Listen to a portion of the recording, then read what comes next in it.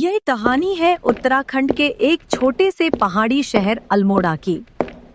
यहाँ हर शाम एक अजीबोगरीब मोमो का ठेला लगता था।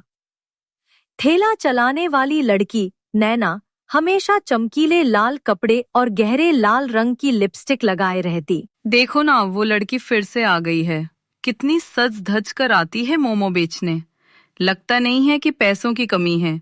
फिर ये यहाँ सुनसान जगह पर ही ठेला क्यों लगाती है? छोड़ो ना, तुम हर छोटी बात में राज ढूंढने लगती हो। चलो, देर हो रही है।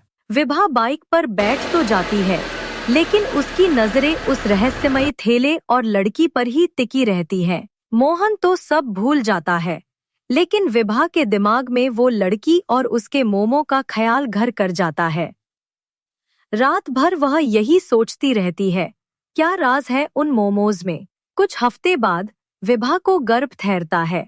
अब उसकी तरह तरह की तीव्र इच्छाएं होने लगती हैं। मोहन, आज खाना बनाने का बिल्कुल मन नहीं है। क्या तुम ऑफिस से वापस आते वक्त बाहर से कुछ ले आओगे? जो भी तुम कहो मेरी रानी, बस नाम लो।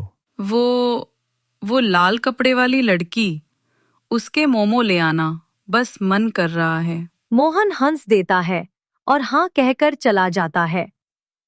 शाम को ऑफिस से लौटते हुए उसे वह ठेला दिखाई देता है। आज बाजार बंद है, आसपास कोई नहीं है, सिर्फ नैना खड़ी है, जोर जोर से गा रही है।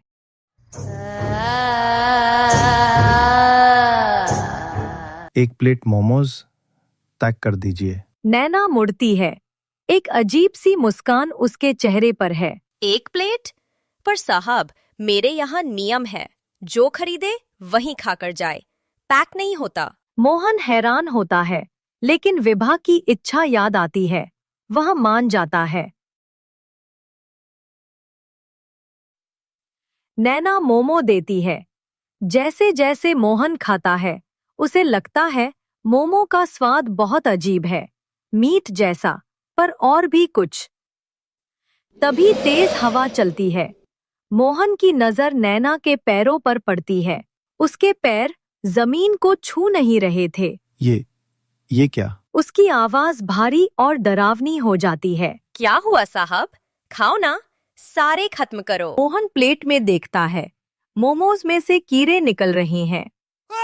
वह चीखता है और बाइक की तरफ भागता है, लेकिन बाइक स्टार्ट होते ही वह खुद ब खुद उसी जगह आकर रुक जाती है, जहां नैना अब एक डरावनी चुड़ैल का रूप ले चुकी होती है।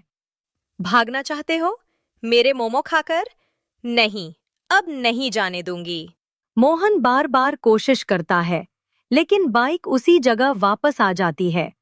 आखिरकार वह बेहोश होकर गिर पड़ता है। कुछ देर बाद उसे होश आता है। वह खुद को अपने ही घर के सामने पाता है। राहत की सांस लेकर वह अंदर दौड़ता है। क्या हुआ तुम्हें? इतने पसीने में क्यों हो? मोमो कहाँ हैं? मोहन सारा किस्सा रो रो कर सुनाता है। विभा उसे चुप कराती है और पानी पिलाने को कहती है। चिंता मत करो, सब ठीक हो जाएगा। जाओ, मुंह हाथ धो लो, मैं खाना लगाती हूँ। मोहन वॉशरूम में जाता है। जैसे ही वह शीशे के सामने पहुंचता है, खून से लिखे शब्द उभरने लगते हैं। तुमने पूरे मोमो नहीं खाए। वह चीखता हुआ पीछे मुड़ता है। उसकी नजर सोफे पर पड़ती है, जहां विभा की लाश पड़ी है। दिल का दौरा पड़ने से मोहन वहीं गिर जाता है। अंधेरे कोने से नैना प्रकट होती है। वह जोर जोर से हंसती है। उसकी हंसी पूरे मकान में गूंजती है। उसका मकसद पूरा हो गया था। एक और जिज्ञासु शिकार का अंत हो चुका था।